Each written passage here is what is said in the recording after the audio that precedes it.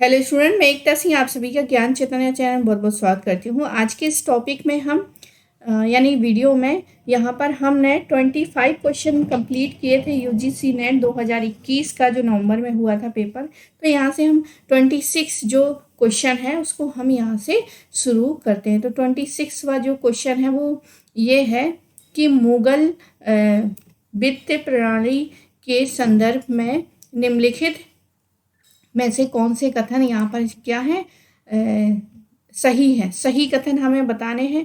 तो पहला है, मुगल भारत में एक विकसित वित्तीय साख प्रणाली मौजूद थी। हुंडियों का प्रयोग बहु प्रचलित था।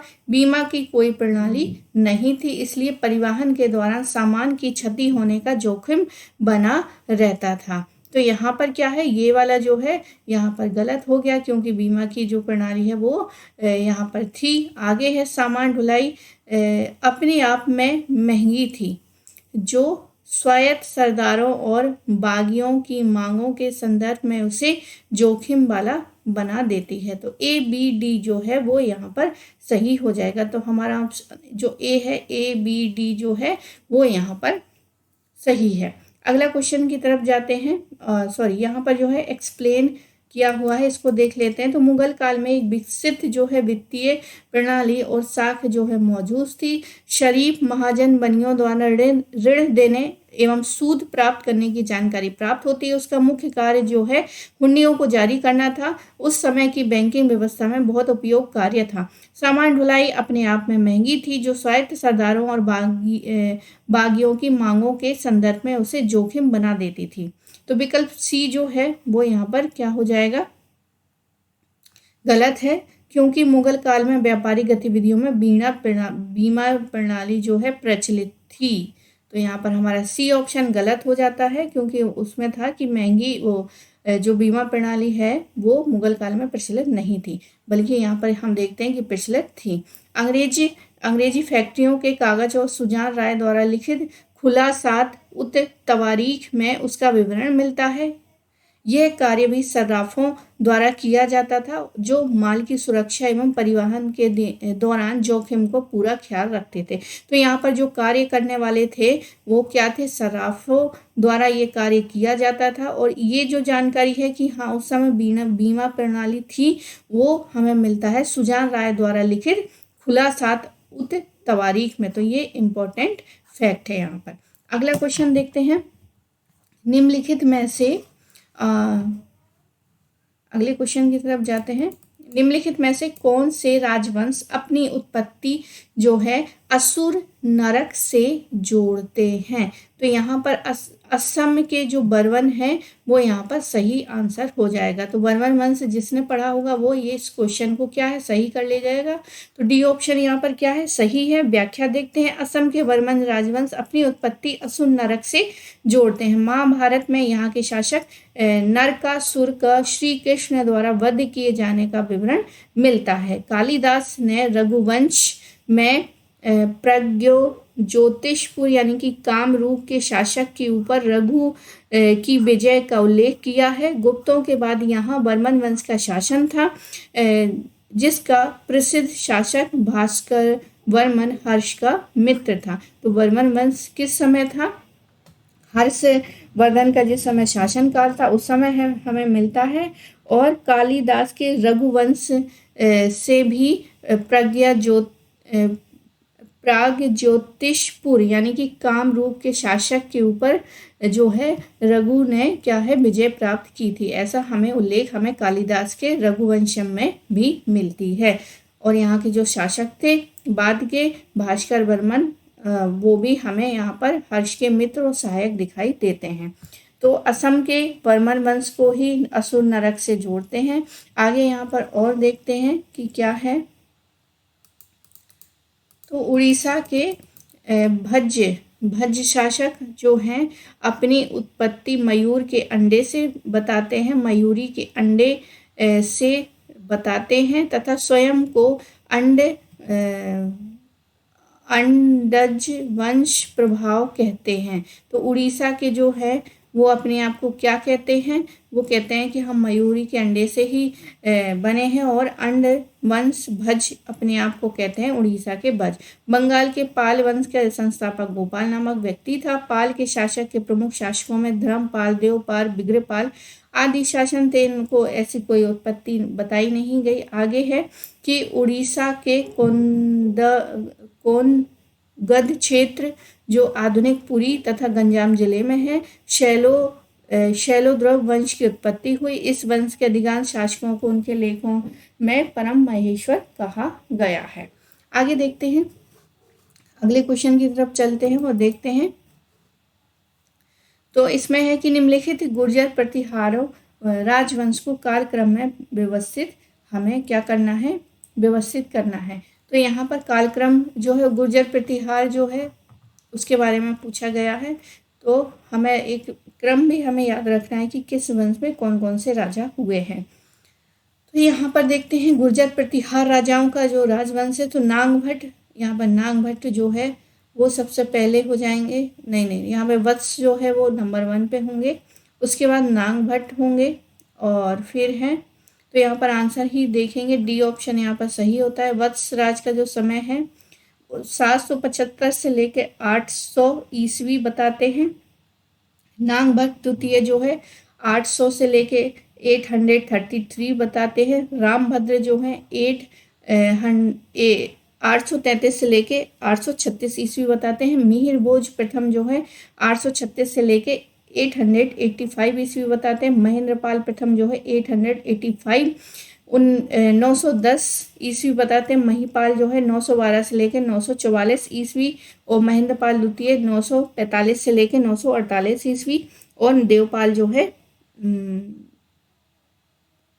948 से लेके 49 तक। तो इनका एक साल ही रहता है। तो इस प्रकार से ये क्रम है। अगला क्वेश्चन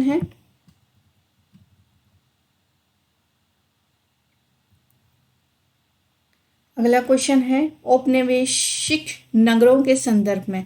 तो औपनिवेशिक यानी जो ब्रिटिश भारत है उस समय के नगरों से रिलेटेड भी हमेशा ये क्वेश्चन आता है। तो आप इसको जो इग्नू के नोट्स हैं उससे आप इसको कवर कर सकते हैं।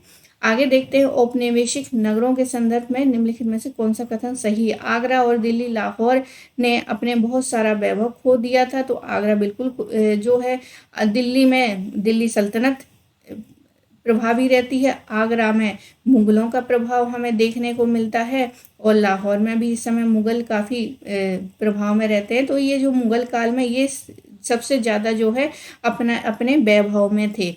आगे है ढाका, मुर्शिदाबाद और पटना, ये भी क्या है, मुगल काल में ही फेमस थे, नगर थे, बहुत शहर उस समय माने जाते थे। तो इनका भी ब्रिटिश काल में क्या हो गया, महत्वपूर्ण हो गया। तो ये क्या हो जाएगा, यहाँ पर गलत हो जाएगा।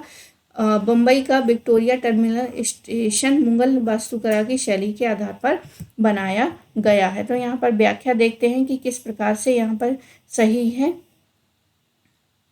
तो यहाँ पर जो सही होगा वो है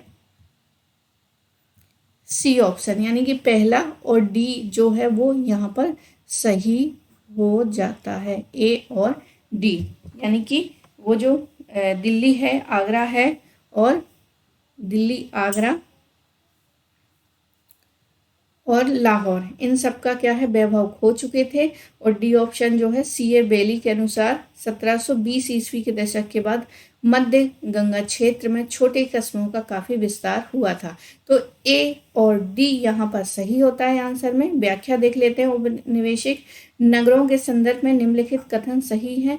राजनीतिक तथा व्यापारिक पुनर्गठन के साथ पुराने नगर जैसे कि आगरा, लाहौर, दिल्ली, ढाका, मुर्शिदाबाद और पटना पतनोन्मुख हो गए। साथ ही नए शहरों जैसे कि मद्रास, मुंबई, कलकत्ता का उदय हुआ, जो शिक्षा, व्यापार, प्रशासन, वाणिज्य आदि के महत्वपूर्ण केंद्र बन गए। सी.ए. बेली के अनुसार 1720 के दशक के बाद मध्य गंगा क्षेत्र में छोटे कस्बों का काफी विस्तार हुआ। बम्बई का विक्टोरिया टर्मिनल स्टेशन इंडो सार्सैनिक शैली यानी कि नव गौथिक शैली के आधार पर बनाया गया था। F.W. स्वीवंस द्वारा इसका डिजाइन किया गया था। आगे देखते हैं तो यहाँ पर ए और डी ऑप्शन सही है, यानी गंगा सीए वैली के अनुसार 1720 ईस्वी के बाद मध्य गंगा क्षेत्र के छोटे कस्बे काफ़ी विस्तार में हो गए थे, और बाकी जो है कि उन्होंने वैभव खो दिया था। दिल्ली, आगरा, लाहौर और इन सब क्या हो गए थे, पतन हो गए थे। आगे है अगला क्वेश्चन की तरफ देखते हैं कि कुख्यात जलियांवाला हत्याकांड में शामिल सर माइकल ओ डायर की हत्या करने के लिए 1940 में ब्रिटिश सरकार द्वारा किस सिख देशभक्त पर मुकदमा या चलाकर उन्हें फांसी दी गई थी। जो फांसी दी गई थी वो है सरदार उधम सिंह। सी ऑप्शन सही हो जाएगा। 13 अप्रैल 1919 को अमृतसर के जलियांवाला बाग में आयोजित सभा स्थल में उपस्थित भीड़ पर अंग्रेजी general sir Michael O'Dwyer ने बिना कोई पूर्व सूचना एवं चेतावनी के गोली चलवा दी, जिसमें करीब 1000 लोग मारे गए। सरकारी रिपोर्ट के अनुसार 10 मिनट तक हुई गोलाबारी के करीब जो है 379 व्यक्ति मारे गए थे और 1200 घायल हुए थे। हंटर कमेटी की रिपोर्ट के अनुसार माइकल ओ डायर को निर्दोष साबित कर दिया गया और सरकार ने उसे सेना से निकाल दिया गया। ब्रिटिश अखबारों ने माइकल ओ डायर को साम्राज्य का शेर कहकर सम्मानित किया गया। ओ डायर जब स्वदेश या लंदन गए तो उधम सिंह ने अपना नाम जो है राम मोहम्मद सिंह आजाद रखा और माइकल ओ डायर की मार्च यानी कि 1940 में लंदन में हत्या कर दी। इस जुर्म में उधम सिंह को फांसी दे दी गई और वर्ष 1974 में उधम सिंह की अस्थियों को भारत में लाया गया था। आगे है मनजीत सिंह जो है कशीद क्रांतिकारी सरदार उधम सिंह के ही मित्र थे। तो कभी पूछा जाए कि उधम सिंह के मित्र निम्नलिखित में से कौन थे, तो मनजीत सिंह कशीद जो हैं वो इनके मित्र या सहयोगी होते हैं। आगे देखते हैं मुगल बैलस्टर स्तंभों, मुगलों का जो आर्किटेक्चर है उससे रिलेटेड ये क्वेश्चन है। तो मुगल बैलस्टर स्तंभ जो है के एक मात्र अवशेष के उदाहरण हमें निम्नलिखित में से किस मुगल बादशाह के किला महलों में हमें दिखाई देते हैं। तो यहाँ पर जो सही आंसर हो जाएगा वो है सी ऑप्शन यहाँ पर सही हो जाएगा, यानी शाहजहां। तो व्याख्या देखते हैं। यूरोप के बाहर मुगल वास्तुकला में बैलस्टर स्तंभ का प्रयोग शाहजहां के शासनकाल में दिखाई पड़ता है। शाहजहां के समय में 3 महलों में बैलस्टर स्तंभ प्राप्त होते हैं, जिसमें एक दिल्ली के लाल किले में, 2 आगरा के किले में पेश किया गया। मुगल आर्किटेक्चर नामक अपनी पुस्तक में एब्बा कोच यह मानता है कि प्राकृतिक तरीके से सजावट करने की प्रेरणा यूरोप से मिली थी। शाहजहां ने संगमरमर के भवनों में यूरोपीय मोटिफों का प्रयोग किया गया। तो शाहजहां ने संगमरमर में के भवनों में यूरोपीय मोटिफ मतलब कोई जो जैसे मान लीजिए कमल का जो है पिक्चर है, तो ये एक छोटा सा जो है मोटिफ बना दिया गया। ठीक है, तो वही मोटिफ है यहाँ पर। इन मोटिफों से बागों, मतलब ये इंग्लिश शब्द है, मोटिफों से बागों का आभास होता है। शाहजहां का काल जो है स्थापत्य काल का स्वर्ण युग माना जाता है। शाहजहां ने दिल्ली में लाल किला, जामा मस्जिद, दीवाने आम खास, रंग महल, आगरा में दीवाने आम, दीवाने खास, मोती मस्जिद, जामा मस्जिद, नगीना मस्जिद, ताजमहल का निर्माण करवाया था। तो यहाँ पर देखिए ताजमहल सबको पता है इसलिए इसको पीछे रखा गया। बाकी यहाँ लाल किला, जामा मस्जिद, दीवाने खास, रंग महल, आगरा में दीवाने आम, दीवाने खास, मोती मस्जिद, जामा मस्जिद, इन सब का निर्माण करवाया था आगरा में। नगीना मस्जिद भी इनके द्वारा ही बनवाई गई। आगे है अकबर ने आगरा, लाहौर और इलाहाबाद में किले बनवाए थे। तो आगरा, लाहौर और इलाहाबाद में किले बनवाते हैं। फतेहपुर सीकरी के नगर और उसके अनेक इमारतों का निर्माण किया गया, जिसमें लाल बलुआ पत्थर का प्रयोग हुआ है। जहांगीर के समय में नूरजहां ने एतमाद दौला का मकबरा बनवाया, जिसमें पित्राडूरा शैली का प्रयोग किया गया है। औरंगजेब ने औरंगाबाद से अपनी पत्नी राबिया उद दौरानी का मकबरा बनवाया, जिसे दक्षिण का ताजमहल कहा जाता है। आगे देखते हैं। आगे क्वेश्चन है निम्नलिखित में से प्राचीन भारत के 7 अंगों में सम्मिलित था। तो ये क्या है, अर्थशास्त्र में जो चीज़ें बताई गई थी कि 7 जो है राजा के पास होनी चाहिए, इम्पोर्टेंट क्या है, तो वही यहाँ पर बताया गया है। तो सप्तांग सिद्धांत जो है उसी से रिलेटेड है। तो यहाँ पर क्या हो जाएगा, स्वामी हो जाएगा, अमात्य हो जाएगा और जनपद हो जाएगा। तो यहाँ पर ABC जो है वो क्या हो जाएगा, सही हो जाएगा। आगे है व्याख्या देख लेते हैं। कौटिल्यकृत अर्थशास्त्र भारत का सर्वप्रथम ग्रंथ था जिसमें राज्य को परिभाषित किया गया। इस पुस्तक में उसने सप्तांग सिद्धांत राज्य के 7 अनिवार्य अंगों की विवेचना करता है। परवर्ती काल में मनुस्मृति तथा महाभारत के शनि पर्व में भी सप्तांग सिद्धांत का वर्णन मिलता है तथा जिसकी तुलना शरीर के विभिन्न अंगों से की गई थी। तो यहाँ पर व्याख्या देखें। स्वामी जो है शिरोभाग है और अमात्य या मंत्री परिषद के सदस्य जो हैं वो नेत्र हैं। जनपद जो है वो भुजाएं हैं और जो दुर्ग है वो क्या है, वो भी भुजाएं। सुरक्षित राजधानी होती थी। कोश जो है सुख है। आगे देखते हैं, आगे हम देखते हैं अगला क्वेश्चन। हमारा जो अगला क्वेश्चन है वो है कि निम्नलिखित में से, और यहाँ पर व्याख्या देख लेते हैं थोड़ी सी, कि दंड जो है बल न्याय व्यवस्था का होता था और जो कि जिसको मस्तिष्क कहते हैं। मित्र जो हैं वो कान होते थे। राज्य में बंधुत्व रखने वाली शक्ति, तो मित्र क्या होते थे, कान होते थे। बल जो है वो मस्तिष्क होता था। तो अर्थशास्त्र में कुल 18 तीर्थों के प्रधान पदाधिकारियों का उल्लेख है जिसमें युवराज को राजा का उत्तराधिकारी माना जाता है। आगे देखते हैं 33वां क्वेश्चन है। निम्नलिखित में से कौन से ग्रंथ जो है कश्मीरी कवि क्षेमेंद्र द्वारा लिखे गए हैं। तो सारे के सारे यहाँ पर नहीं है। बाकी यहाँ पर देखते हैं कि समय मात्रक है और कला विलास है। कला विलास और समय मात्रक कश्मीर कवि क्षेमेंद्र के, ये सिर्फ तो बी और डी क्या है यहाँ पर सही हो जाएगा। बाकी व्याख्या देखते हैं। कवि कला विलास जो है समय मात्रक जो है वेश्याओं की आत्मकथा है। रामायण मंजरी, भारत मंजरी, बृहद कथा मंजरी, दशावतार, चरित, अवदान, कल्पता आदि रचनाएं जो है कश्मीरी कवि क्षेमेंद्र द्वारा रचित है। क्षेमेंद्र जो है 1000 से लेके 86 ईस्वी तक का इनका समय था।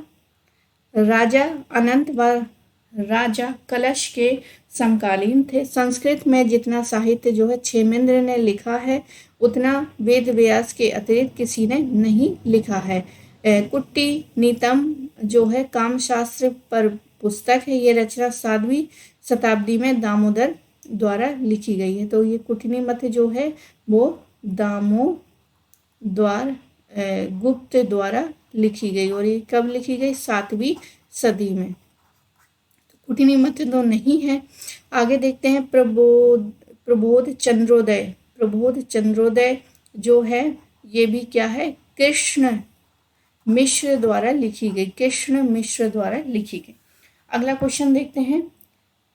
निम्नलिखित में से किस महिला समाज सुधारक ने सुल्ताना का सपना और अवरोध बासिनी यानी कि 1929 नामक लघु कहानियां लिखी थी जिसमें मुसलमानों के प्रचलित पर्दा प्रथा की आलोचना की गई थी। तो यहाँ पर जो सही आंसर होगा बेगम आरा शाह नवाज, नहीं सॉरी, यहाँ पर बेगम रुकैया सखावत हुसैन, डी ऑप्शन यहाँ पर सही हो जाएगा। तो एमए में जो है सिलेबस के अकॉर्डिंग देखें तो ये वाला क्वेश्चन जो है वुमेन हिस्ट्री जब हम पढ़ते हैं मॉडर्न इंडिया की तो वहाँ हमें इसका क्या है, इसका हमें जिक्र मिलता है और जिसने डिटेल में पढ़ा होगा तो ये आसानी से क्या है कर ले जाएंगे। तो इसकी व्याख्या देख लेते हैं। महिला समाज सुधार बेगम जो है रुकैया सखावत हुसैन ने मुसलमानों में प्रचलित पर्दा प्रथा की आलोचना अपनी लघु कहानियों के माध्यम से किया था। सुल्ताना का सपना जो है 1905 और अवरोध वासिनी नामक लघु कहानी इनके द्वारा लिखी गई। इस कहानी में सुल्ताना नामक एक महिला की कल्पना की गई थी जो लेडी लैंड नामक स्थान पर पहुंचती है। लेडी लैंड एक ऐसी जगह है जहां पर स्त्रियों को पढ़ने, काम करने और नए आविष्कार करने की स्वतंत्रता थी। इस कहानी में महिलाओं को बादलों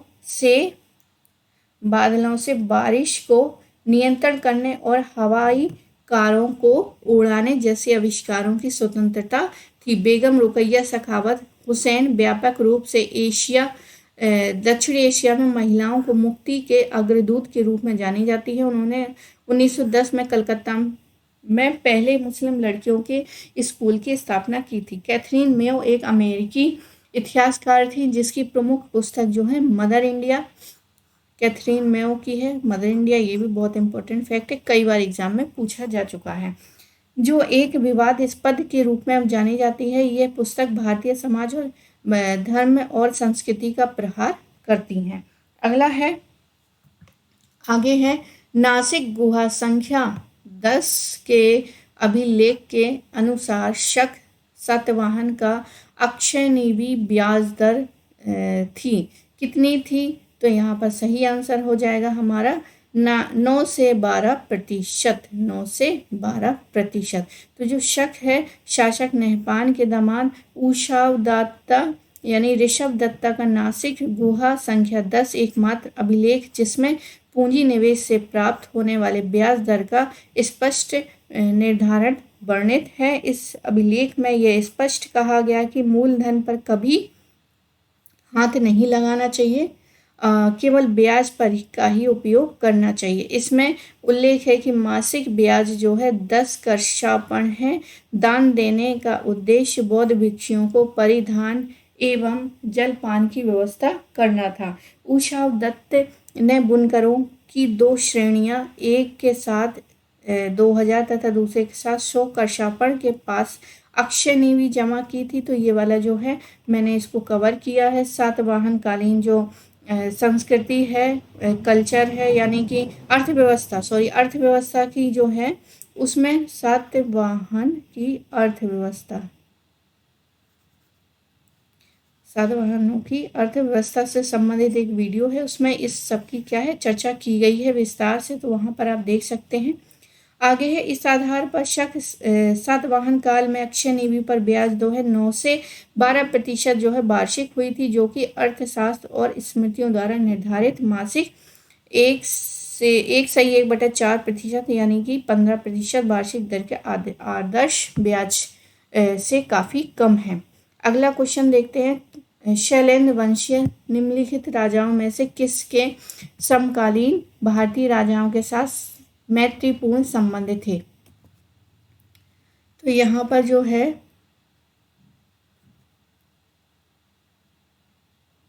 शैलेंद्र वंशी निम्नलिखित राजाओं में से किसके समकालीन थे, भारतीय राजाओं के मैत्रीपूर्ण संबंध थे? तो यहाँ पर जो सही आंसर है वो आंसर देखते हैं यहाँ पर क्या है। तो सही आंसर जो है डी ऑप्शन है। शैलेंद्र वंशीय प्रमुख राजाओं के मैत्रीपूर्ण संबंध जो है इस प्रकार रहे हैं। तो डी ऑप्शन यहाँ पर क्या है हमारा सही है। तो डी ऑप्शन में देखते हैं कौन कौन सा है। बी है, एक तो बी है बालपुत्र देव, और सी है चूड़ामणि वर्मन, और डी है यानी श्रीमार विजया तुंग वर्मन। सिर्फ ए नहीं है, तो ए को व्याख्या में देखते हैं। आगे देखते हैं व्याख्या में क्या है। तो व्याख्या में जो है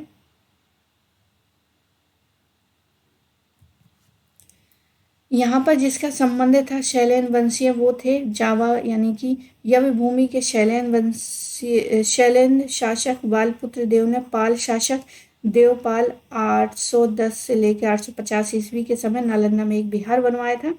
इस विहार में रखरखाव एवं धर्म रखने के लेखन हेतु देवपाल ने 5 गांव दिए गए थे। 1006 में राज प्रथम ने समकालीन श्री विजय के शैलेंद्र शासक श्री मार विजयोवर्मन तुंग या चूड़ामणि को नागपट्टनम में चूड़ामणि बौद्ध विहार के निर्माण हेतु क्या है प्रेरित किया था। राज ने इस विहार के लिए अनोमंगलम नामक ग्राम जो है दान में दिए थे।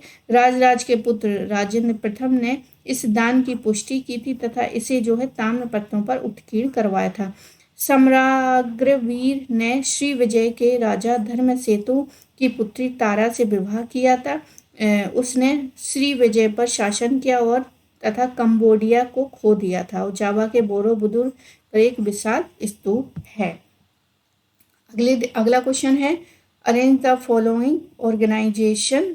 तो यहाँ पर देखते हैं निम्नलिखित संगठनों को उसकी स्थापना और वर्ष के अनुसार क्या है कालक्रम में रखना है। तो इस तरह के क्वेश्चन भी हमेशा हमें एग्जाम में मिलते हैं, तो ये बहुत इम्पोर्टेंट है। Important, very important. तो यहाँ पर देखते हैं डी ऑप्शन यहाँ पर सही होता है, यानी all India trade union Congress की सबसे पहले स्थापना होती है। फिर हिंदुस्तान सोशलिस्ट रिपब्लिकन एसोसिएशन की स्थापना होती है। उसके बाद जो है Indian independent labour of India जो है वो स्थापना होती है कब, 1936 में। और इंडियन नेशनल ट्रेड यूनियन जो कि है चौथे नंबर पे, ये होती है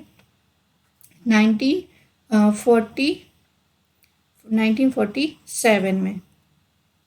तो डी ऑप्शन यहाँ पर सही हो जाएगा। आगे देखते हैं, यहाँ पर एक नोट भी है कि जो यूजीसी है उसने जो है विकल्प बी को सही माना है। विकल्प बी यहाँ पर सही होता है। तो इसको आप देख लीजिए, क्योंकि यहाँ पर दो तरह के क्वेश्चन हैं। जो यूजीसी नेट है वो क्या है, बी को मान रहा है, यानी कि बी के अनुसार अगर हम चलें, बी के अनुसार चलते हैं तो हमें कौन से दिखाई देता है, यहाँ पर बी के अनुसार चलें तो ए जो ऑल इंडिया ट्रेड यूनियन ये सही है। फिर इसके बाद जो है C option Indian Labour Party of India Ambedkar वाली, और डी जो है हिंदुस्तान सोशलिस्ट रिपब्लिकन एसोसिएशन, और जो बी है वो सबसे लास्ट में Indian national trade union Congress जो कि 1947 में बनी थी। तो आप इसको देख लीजिए कौन सा सही है, ये आप खुद बताइए। आगे है अगला question, which of the following, इसको आगे देखते हैं हिंदी वाला।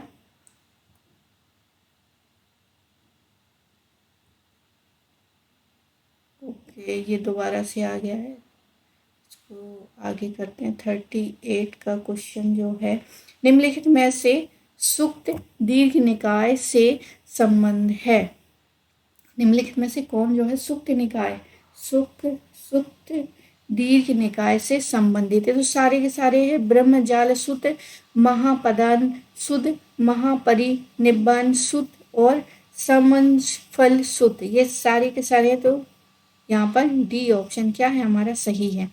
व्याख्या देखते हैं, बौद्ध साहित्य में दीर्घ निकाय में राज्य तथा राजा की उत्पत्ति का सिद्धांत मिलता है। दीर्घ निकाय में संबंधित प्रमुख सूत्र इस प्रकार है। ब्रह्म जाल सूत्र में वर्णित है कि गंगा घाटी में 62 संप्रदायों का उल्लेख है। महापदान सूक्त में 7 बुद्धों का उल्लेख है, जिसमें विपस्सी, सिखी, बेसभू, कसकु, संद को, नगमन यानी कश्यप और गौतम थे।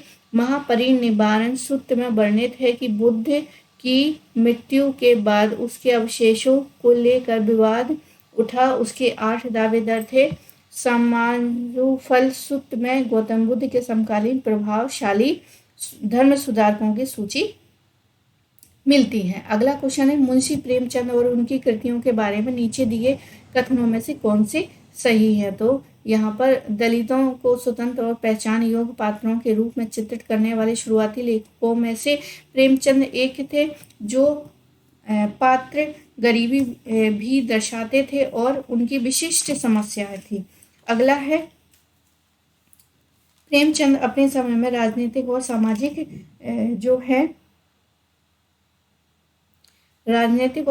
जो है आंदोलन के प्रति बिल्कुल संवेदनशील थे। तो ये वाला गलत हो जाएगा। प्रेमचंद सामाजिक बुराइयों और देश की गुलामी की स्थितियों दोनों के लिए चिंतित थे। तो ये वाला ऑप्शन सही हो जाएगा, ए ऑप्शन सही हो जाएगा। बाकी आगे देखते हैं कि अंतिम और अत्यंत प्रसिद्ध कहानियों में से कफन जो है पहल 1935 में हिंदी में प्रकाशित हो और बाद में उर्दू में। तो यहाँ पर जो है ए और सी जो है वो यहाँ पर सही होता है। तो ए और सी यहाँ पर सही है। आगे देखते हैं इसकी सही आंसर क्या है। तो ए और सी यहाँ पर सही होता है। यहाँ पर सही ऑप्शन में से जो है वो ए ही है, यानी ए और सी ही है। आगे व्याख्या देख लेते हैं। मुंशी प्रेमचंद का मूल नाम जो है धनपत श्रीवास्तव था। उनका जन्म 31 जुलाई 1880 को बनारस के समीप लम्ही में हुआ था। उन्होंने उर्दू और हिंदी में अनेक उपन्यास और ढेरों कहानियां लिखी थी। मुंशी प्रेमचंद और उनकी कृतियों के बारे में सही कथन इस प्रकार है कि मुंशी प्रेमचंद दलितों को स्वतंत्र और पहचान योग्य पात्रों के रूप में चित्रित करने वाले शुरुआती लेखकों में से एक थे। उन्होंने अपनी कहानी जो है संदृति के माध्यम से दलितों की गरीबी और उनकी प्रमुख जो है समस्याओं को भी दर्शाया था। प्रेमचंद सामाजिक बुराइयों और देश की गुलामी की स्थिति दोनों के लिए चिंतित थे। प्रेमचंद ने असहयोग आंदोलन के दौरान गांधी जी से बहुत प्रभावित थे। उन्होंने सरकारी नौकरी भी छोड़ दी थी और स्वतंत्र लेखनी के माध्यम से सरकार की तानाशाही और गरीबी पर शोषण के लिए अपनी कहानियां शतरंज के खिलाड़ी और सवा सेर गेहूं में दर्शाया है। प्रेमचंद अपने समय के राजनीतिक और सामाजिक आंदोलनों के प्रति बिल्कुल संवेदनशील है। प्रेमचंद की अंतिम और अत्यंत प्रसिद्ध कहानियों में से एक कफन भी है, मतलब बहुत ज़्यादा जो है वो, और ये 1935 में उर्दू में प्रकाशित हुई थी और बाद में हिंदी में। आगे है इसमें समाज में व्याप्त शोषण और व्यवस्था दुष्परिणामों के सशक्त ढंग से अभिव्यक्त किया गया है।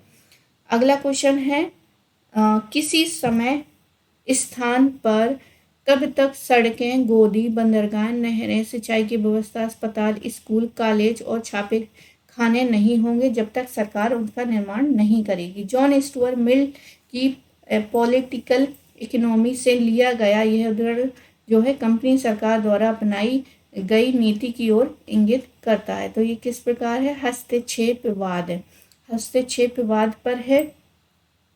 तो ये है उपरोक्त कथन में किसी समय स्थान पर तब तक सड़कें, गोदी, बंदरगाह, नहरें, सिंचाई की व्यवस्था, अस्पताल, स्कूल, कॉलेज और छापे खाने नहीं होंगे जब तक सरकार उनका निर्माण नहीं करेगी। जॉन स्टुअर्ट मिल की प्रसिद्ध पुस्तक जो है पॉलिटिकल इकोनॉमी से लिया गया है। ये उदाहरण कंपनी सरकार द्वारा अपनाई गई हस्तक्षेपवाद नीति का परिचायक है, क्योंकि सामाजिक विकास के कार्यों में कंपनी सरकार जब तक सक्रिय रूप से भागीदारी नहीं करेगी अर्थात प्रत्यक्ष तौर पर हस्तक्षेप नहीं करेगी तब तक ऐसे विकासात्मक कार्य जो है संभव नहीं होंगे। आर्थिक कार्यकलापों में वृद्धि के लिए सरकार द्वारा मुक्त व्यापार लेसेस फेयर नीति को अपनाया जाता है, जिससे वाणिज्यवाद यानी अर्थात व्यापार वाणिज्य में वृद्धि होती है। उदासीनता कंपनी सरकार के किसी कार्य के प्रति निष्क्रिय रुचि को दर्शाता है। अगला क्वेश्चन है इब्न बतूता वर्णन करता है कि सुल्तान ने पुरुष गुलामों को मुक्त करने के लिए बुधवार का दिन, महिला गुलामों को मुक्त करने का शुक्रवार का दिन और पुरुष गुलामों की शादी महिला गुलामों से कराने के लिए शनिवार का दिन जो है निश्चित किया था। तो यहाँ पर सुल्तान को पहचाना। अब इस क्वेश्चन को करने के लिए इब्न बतूता किसके समय में था ये हमें देखना पड़ेगा। तो हमारा क्या हो जाएगा? मोहम्मद बिन तुगलक ही सही हो जाएगा। कई लोग यहाँ पर दासों और गुलामों को मुक्त करने के लिए कंफ्यूज हो सकते हैं, क्योंकि फिरोज शाह तुगलक के समय में सबसे ज़्यादा गुलाम थे। तो कई लोग जो है इसको डी लगाएंगे, लेकिन सही जो है हमें यहाँ से पहचानना है कि इब्न बतूता किसके समय में था। तो मोहम्मद बिन तुगलक सही आंसर हो जाएगा। इब्न बतूता मोरक्को अफ्रीका का निवासी था। तो ये भी इम्पोर्टेंट है, कहाँ का निवासी ये भी पूछते हैं एग्जाम। इसकी प्रसिद्ध रचना जो है यात्रा वृत्तांत किताब उल रहला जो अरबी भाषा में लिखा है, उसने 1325 ईस्वी में यात्रा प्रारंभ की और अन्य देशों से भ्रमण करता हुआ स्थल मार्ग से 12 सितंबर 1333 को सिंध पहुंचा। मोहम्मद बिन तुगलक जो है 1325 से लेकर 1351 ईस्वी में उन्हें दिल्ली का काजी नियुक्त किया था, जो कि 8 वर्षों तक पद पर बने रहे और 42 ईस्वी में मोहम्मद बिन तुगलक ने उन्हें मंगोल शासक के पास दूत के रूप में चीन भेजने का भी आदेश दे दिया था। इब्न बतूता ने अपने ग्रंथ में लिखा कि मोहम्मद बिन तुगलक जो है पुरुष गुलामों को मुक्त करने के लिए बुधवार का दिन, गुलामों को मुक्त, महिला और गुलाम जो है वो होंगे शुक्रवार के दिन, और इन्हीं जो गुलाम है पुरुष और महिला, इनकी शादी कराने का दिन जो है शनिवार रखा। तो बुधवार हो गया, बुधवार के दिन पुरुष, शुक्रवार के दिन महिलाएं, और दोनों की शादी जो है शनिवार के दिन कराने का जो है तय किया था। अगला क्वेश्चन है, गांधी के सत्याग्रह की अवधारणा के संबंध में निम्नलिखित में से कौन सा कथन सही है। सबसे पहले गांधी जी के लिए सत्याग्रह का उद्देश्य जो है पूर्वाग्रह, दुर्भावना, मतांधता, दम्भ और स्वार्थपरता की बाधाओं को भेदना था। गांधी ने सत्याग्रह के प्रभाव को कष्ट साध्य प्रेम के आध्यात्मिक प्रभाव के रूप में समझाया। गांधी सत्याग्रह को अपने विरोधी को अपमानित करने का सबसे बड़ा हथियार समझते थे। गांधी का राजनीतिक यथार्थ बोध उनके नैतिक आदर्शों पर भारी पड़ा। उनके दावे के उलट जो है उनके सत्याग्रह हमेशा शुद्ध रूप से आध्यात्मिक प्रकृति के नहीं रहे थे। तो यहाँ पर सही आंसर जो हो जाएगा वो है डी ऑप्शन, तो बिल्कुल है यहाँ पर। तो यहाँ पर डी ऑप्शन क्या हो जाएगा, सही हो जाएगा। तो यहाँ पर जो है D option A B D जो है वो सही हो जाएगा। व्याख्या देखते हैं कि महात्मा गांधी जी जिनका जन्म जो है 1869 में होता है और 1948 में इनकी मृत्यु हो जाती है। भारतीय राजनीतिक मंच से इन्होंने मतलब राजनीति में ये प्रवेश होते 1919 से लेकर 1948 तक इस प्रकार छाए रहे कि इनका जो टाइम है कि गांधी युग के नाम से ही पहचानते हैं। हम इतिहास में पढ़ते हैं तो गांधी युग पढ़ते हैं।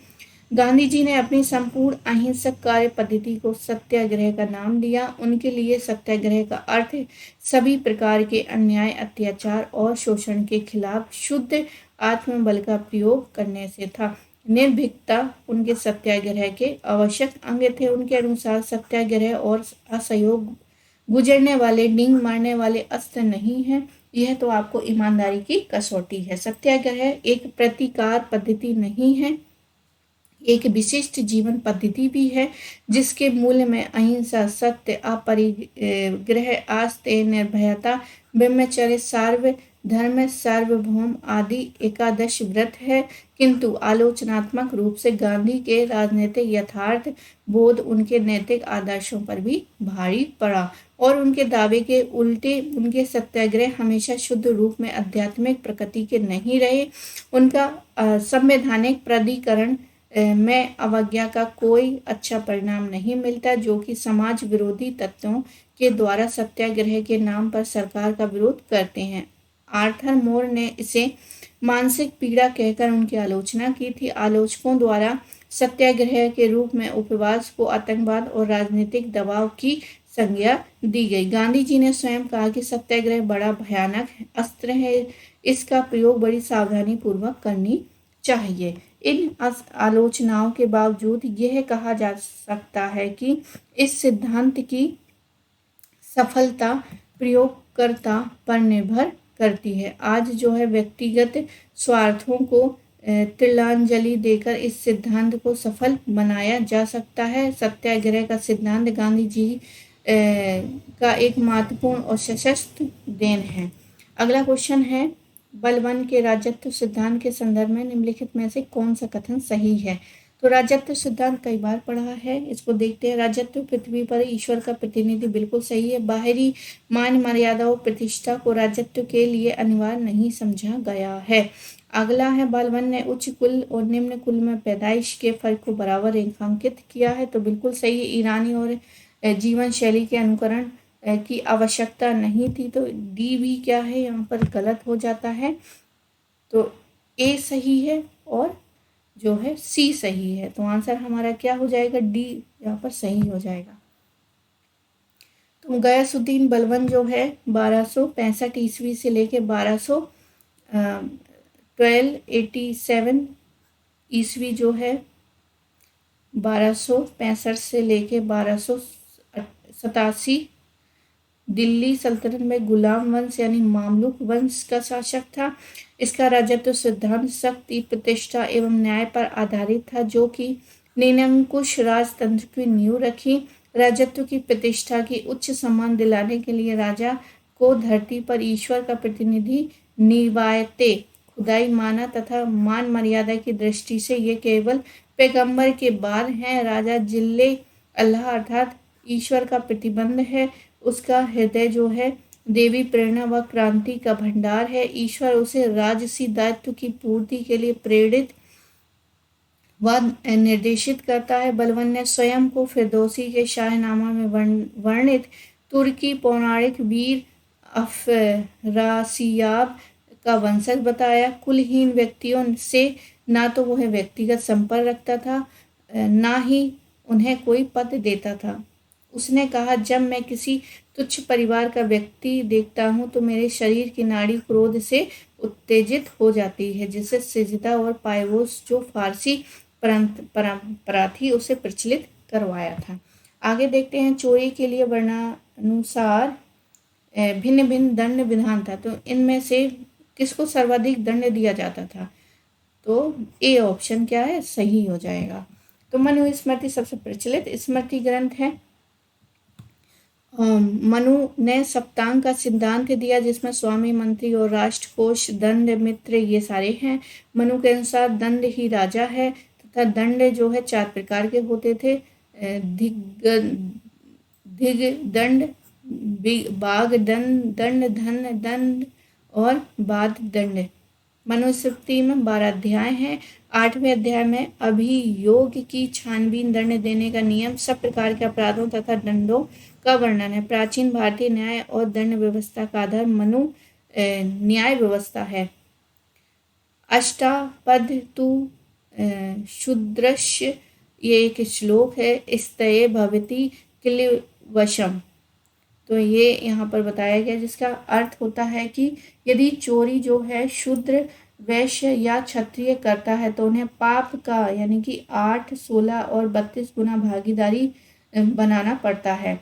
और वहीं यहाँ पर अगला है कि इसी प्रकार चूंकि ब्राह्मण को चोरी के गुण दोष का सर्वाधिक ज्ञान होता है, अतः वो चोरी करता है तो पाप का 64 गुना जो है भागीदारी बनना पड़ता है। इसलिए शूद्र को कम तथा ब्राह्मण को सबसे ज़्यादा दंड मिलना चाहिए।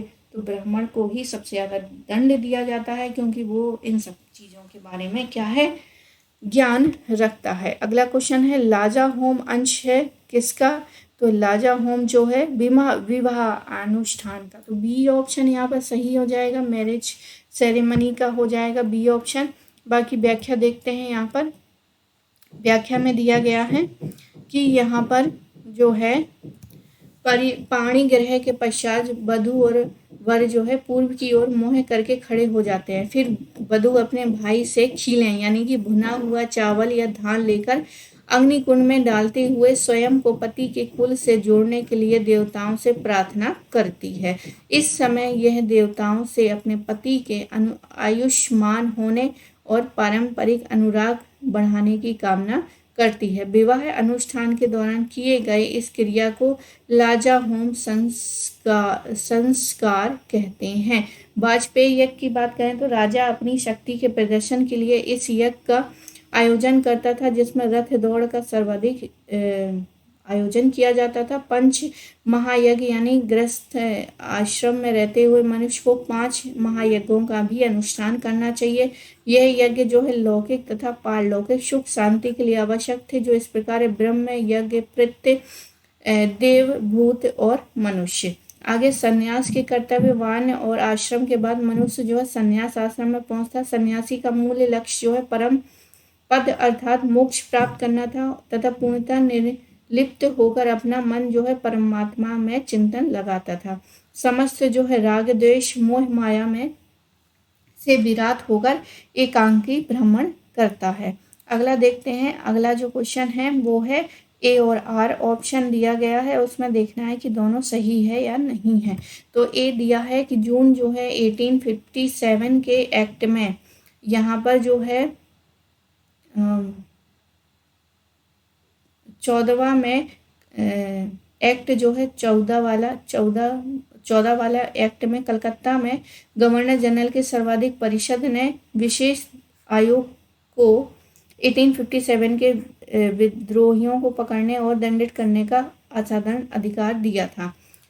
आगे है कॉलेज ऑफ इंडियन रिवोल्ट में उस समय सब जज रहे और सर सैयद अहमद खां का प्राथमिक उद्देश्य मुसलमानों की निष्ठा दिखाना था, जिन्हें विद्रोह के बाद वर्षों में संदेह और नापसंदी से देखा जाता था। तो कौन सा सही है? तो यहाँ पर बी ऑप्शन सही है। बी ऑप्शन में क्या था? बी ऑप्शन में था कि यहाँ पर ए और आर क्या हो जाएंगे? करेक्ट। बट जो आर है वो इसकी सही व्याख्या नहीं है। क्यों नहीं है? क्योंकि एक तरफ तो सर सैयद अहमद खां की और एक दूसरे में एक्ट की बात कर रहे हैं। तो ये एक एक्सप्लेनेशन है। यहाँ पर व्याख्या देख लेते हैं। आज़ादी की पहली लड़ाई में 1857 की जो क्रांति हुई थी उसमें लॉर्ड कैनिंग ने विद्रोह को कुचलने के कई नियम एवं सैनिक कानून बनाए थे, जिसमें जून जो है 1857 में एक्ट जो बनता है ये वाला, तो ये 14 ही है, रोमन में लिखा गया है। एक्ट 14 के तहत कलकत्ता के गवर्नर जनरल की सर्वोच्च परिषद में विशेष आयोग 1857 के विद्रोह को पकड़ने एवं दंड करने का असाधारण प्राधिकार दिया और उसमें सैनिक अधिकारियों को न्यायिक शक्ति प्राप्त हो गई थी।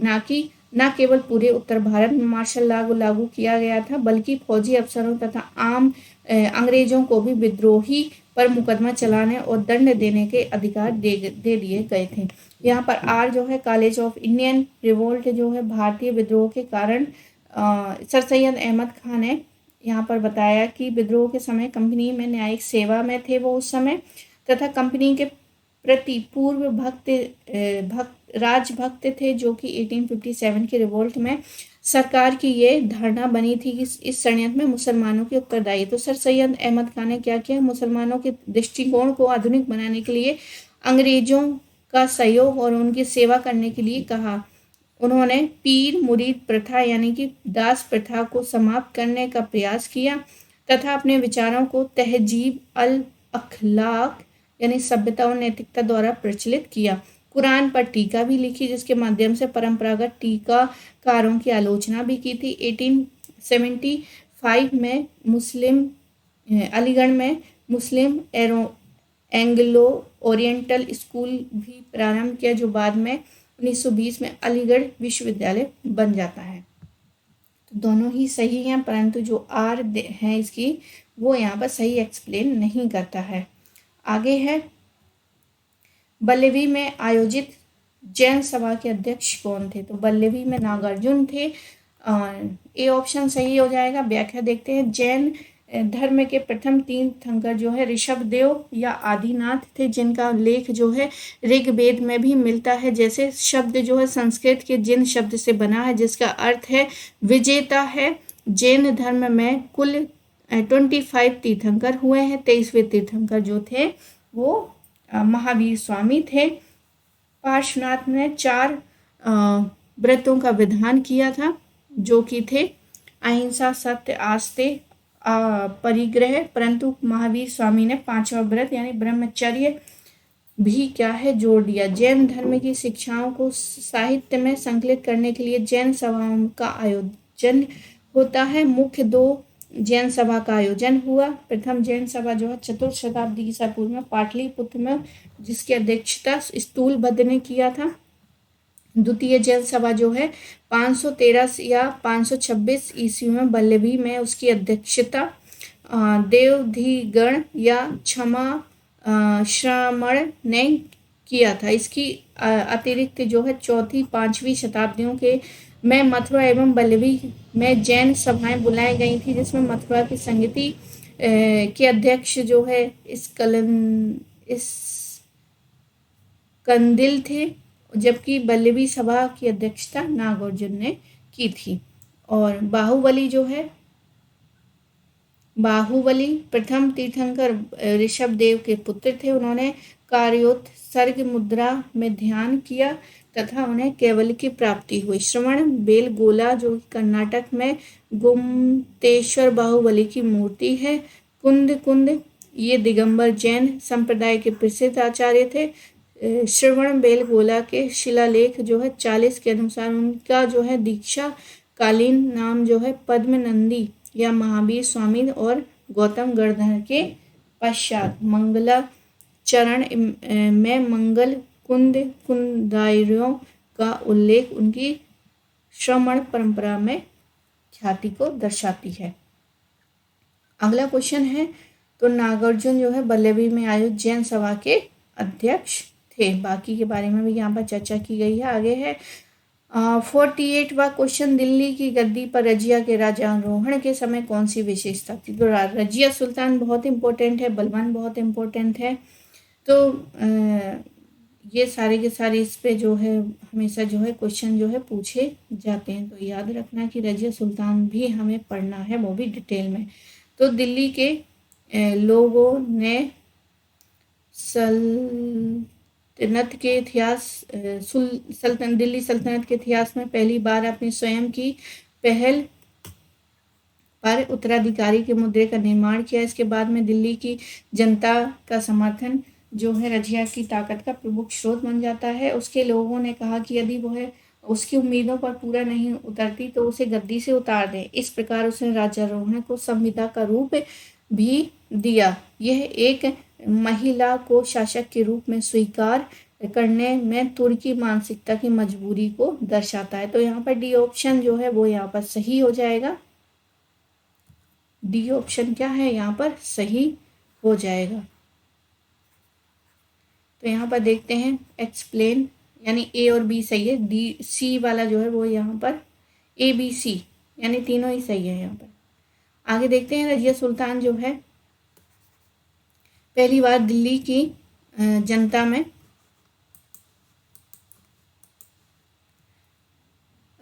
उत्तराधिकारी के प्रश्न में स्वयं निर्णय लेती है। दिल्ली की जनता ने ही क्या है रजिया को सुल्तान बनाया था। वो लाल कपड़े पहनकर जाती है और जनता से अपने जो अधिकार उसकी वो मांग करती है। तो उत्तराधिकारी के प्रश्न पर इल्तुतमिश ने कहा कि तुम मेरे पुत्र भोग विलास से ग्रस्त हो और कोई भी शासन करने के योग्य नहीं है। रजिया ने पर्दा त्याग पुरुषों के समान जो है कुर्बा यानी कोट, कुलाब यानी कोटी पहनकर जनता के सामने आने लगी। मिनहाज कहते हैं कि 30 वर्ष और 6 मास या 6 दिन का शासन ही कर पाई। और यहाँ पर जो है एक महान शासिका थी, बुद्धिमान, न्यायप्रिय, उदारचित, प्रजा की शुभचिंतक और समदृष्ट प्रजापालक, अपनी सेनाओं की नेता थी जिसमें सभी बादशाही गुण विद्यमान थे। सिवाय क्या एक खराब था कि वो क्या थी, वूमेन थी। इसलिए क्या है इसकी आलोचना उस समय बहुत ज़्यादा हुई। आगे देखते हैं कि रजिया के राज्यारोहण में दिल्ली की सेना जनता अधिकारियों का सहयोग था। उसने जुम्मा यानी शुक्रवार की नमाज में लाल वस्त्र पहनकर जो कि न्याय मांगने का प्रतीक समझा जाता था उस समय, उसको धारण करके जनता के सामने सहयोग मांगा तथा जनता से कहा कि अगर वो है उम्मीदों पर खरी नहीं उतरती तो निसंकोच क्या है उसको दिल्ली की गद्दी से उतार दिया जाए। तो इस प्रकार से क्या है संविदा यानी अस्थायी रूप से उसको गद्दी पर बिठाया जाता है। अगला क्वेश्चन है वो है सुल्तान जिसे अपनी उदारता के लिए लाख बख्श के नाम से जाना जाता है, उसका नाम क्या है? तो कुतुबुद्दीन ऐबक है। ये कई बार आ चुका है तो ए ऑप्शन ही यहाँ पर सही है, कुतुबुद्दीन ऐबक ही है। आगे व्याख्या देखते हैं। कुतुबुद्दीन ऐबक जो है 1206 से लेके 1210 भारत में तुर्की साम्राज्य का संस्थापक था। वह एक गुलाम था जिसे मोहम्मद गौरी ने खरीदा था। वह अपनी योग्यता कुशलता नेतृत्व से वह 1192 ईस्वी में तराइन के द्वितीय युद्ध के उपरांत जो है मोहम्मद गौरी द्वारा भारतीय साम्राज्य का शासक नियुक्त हुआ। हसन निजामी तथा फक्र ए मुदब्बिर जैसे विद्वान उसके दरबार में आश्रय पाते थे। दिल्ली में कुवत अल इस्लाम तथा अजमेर में 2.5 दिन का झोपड़ा नामक मस्जिद बनवाई। मुसलमान लेखकों ने उसकी उदारता के कारण लाख बख्श कहा गया तथा सुरीले स्वर में कुरान पढ़ने के कारण कुरान खां भी कहा गया। तो लाख बख्श हो, कुरान खां हो, ये सारे के सारे कुतुबुद्दीन ऐबक के ही उपाधियां हैं। तबकादे नासिरी का लेखक मिनहाज उस सिराज ने ऐबक को हातिम द्वितीय कहा। दिल्ली में कुतुब मीनार का निर्माण शुरू करवाया, लेकिन ऐसे पूरा जो है इल्तुतमिश ने ही करवाया था। आगे है स्मारकीय सिक्का 1232 में ग्वालियर अभियान की स्मृति में एक स्मारकीय सिक्का जारी किया। इस पर इल्तुतमिश के अतिरिक्त किसका नाम उत्कीर्ण है? तो यहाँ पर डी ऑप्शन सही हो जाएगा, रजिया सुल्तान। तो इल्तुतमिश जो है इनका जो समय है 1211 से लेके और 1236 तक इनका समय रहता है। ये इलवरी जनजाति का तुर्क होते हैं। यह ऐबक का दास था। तुर्क अमीरों व सैनिक अधिकारियों ने इसे दिल्ली सल्तनत पर बैठाया था। 1229 में बगदाद के खलीफा अल मुस्तसीर बिल्लाह से खिल्लत यानी वैधानिक स्वीकृति व प्रमाण पत्र जो है प्राप्त किया था। 1231 में ग्वालियर का घेरा डाला गया और 1 वर्ष से कठिन संघर्ष के बाद विजय कर लिया गया। इस अभियान की विजय की स्मृति में एक सिक्का जारी किया गया। किसके द्वारा? इल्तुतमिश के द्वारा, जहां पर उसने अपनी पुत्री योग्य पुत्री रजिया सुल्तान का नाम क्या है उत्कीर्ण कराया था। तो उस समय ये क्या है बहुत इंपॉर्टेंट बात है, क्योंकि उस समय क्या है महिलाएं पर्दा में रहती थी। महिलाओं को निकलने के लिए बाहर नहीं जाने दिया जाता था, खास तौर पर उच्च कुल की महिलाएं, मतलब जो राज घराने की महिलाएं हुआ करती। तो बहुत बड़ी बात है ये उस समय, जो उस उल निस्वा के नाम से सिक्कों पर अंकित है। तो उसका नाम क्या है? उस्मतुल निस्वा, उम्मतुल निस्वा। इल्तुतमिश पहला शासक था जिसने शुद्ध अरबी सिक्के जारी किए। चांदी का टंका जो है 175 ग्रेन का था, उस पर अरबी भाषा में लेख उत्कीर्ण थे। आरपी त्रिपाठी इल्तुतमिश को दिल्ली का वास्तविक संस्थापक मानते हैं। तो आई होप आपको ये वीडियो पसंद आया होगा। पसंद आया तो प्लीज़ लाइक करें, शेयर करें और सब्सक्राइब करें। पूरा वीडियो देखने के लिए आप सभी का बहुत बहुत धन्यवाद। अगले जो 25 क्वेश्चन है वो हम अगले वीडियो में कवर करेंगे। तो मिलते हैं एक और नए वीडियो के साथ।